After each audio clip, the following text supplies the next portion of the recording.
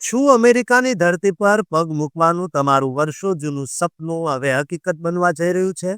15 ફેબ્રુઆરી 2026ના રોજ ઇમિગ્રેશન વિભાગ એવા કયા 5 ધડાકા કરવા જઈ રહ્યું છે જેનાથી લાખો ભારતીયોના નસીબ રાતોરાત પલટાઈ જવાના છે?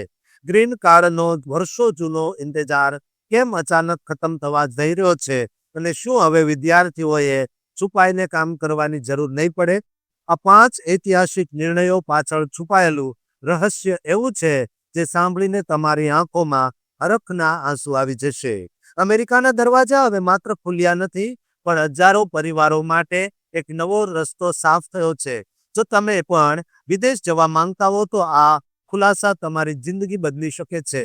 અમેરિકા જવાનું સપનું જોતા લાખો ભારતીયો માટે હવે રાહની ઘડીઓ ખતમ થવા જઈ રહી છે, કારણ કે 15 ફેબ્રુઆરી 2026ના રોજ 5 મોટા એલાન થવા જઈ રહ્યા છે જે ઇમિગ્રેશન સિસ્ટમમાં ક્રાંતિ લાવશે.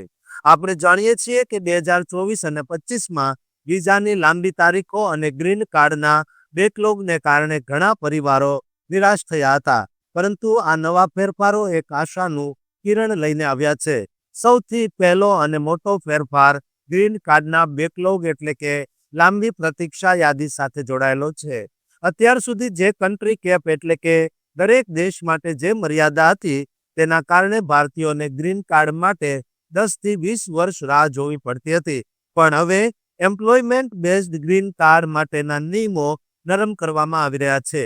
જે લોકો છેલ્લા 5 વર્ષથી અમેરિકામાં H-1B વિઝા પર કામ કરી રહ્યા છે, તેમની ફાઇલોને હવે ફાસ્ટ ટ્રેક પ્રોસેસમાં નાખવામાં આવશે, જેથી વર્ષોનું કામ હવે થોડા સમયમાં જ પૂરું થઈ જશે.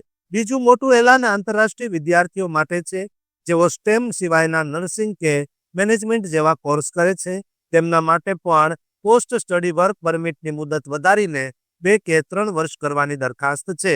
આ ઉપરાંત વિદ્યાર્થીઓ હવે કેમ્પસની બહાર એટલે કે ઓફ કેમ્પસ કામ કરવા માટે પણ સરળતાથી મંજૂરી મેળવી શકશે, જેથી તેમને ગેરકાયદેસર રીતે કામ કરવાની જરૂર નહીં પડે અને તેઓ PR તરફ આગળ વધી શકશે.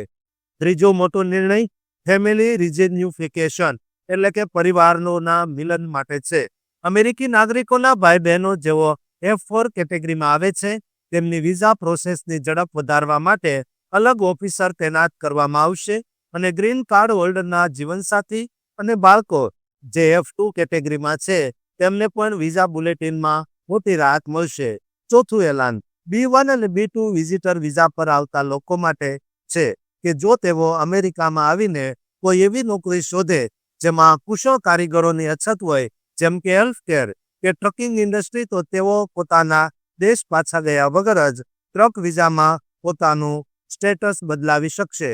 આ પગલું ગેરકાયદેસર પ્રવાસ અને ડંકી રૂટ રોકવા માટે લેવાયું છે, જેથી લોકો ઇજ્જત અને સુરક્ષા સાથે અમેરિકા આવી શકે.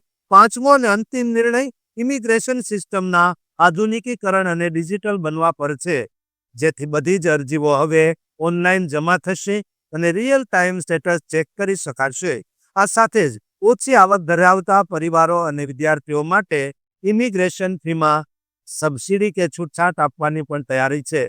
આ પાંચેય એલાનનો સાર એ છે કે અમેરિકાને હવે કુશળ લોકોની જરૂર છે અને તેઓ ઈચ્છે છે કે લોકો કાયદેસરના રસ્તે આવે. જો તમે તૈયારી કરવા માંગતા હોવ તો તમારો પાસપોર્ટ, જન્મ પ્રમાણપત્ર અને અભ્યાસના કાગળો અત્યારથી જ તૈયાર રાખો અને કોઈ માન્ય વકીલની સલાહ લો. 2026નું આ વર્ષ તમારા પરિવારનું નસીબ બદલનારું સાબિત થઈ શકે છે, કારણ કે સાચો રસ્તો જ સફળતાની ચાવી છે.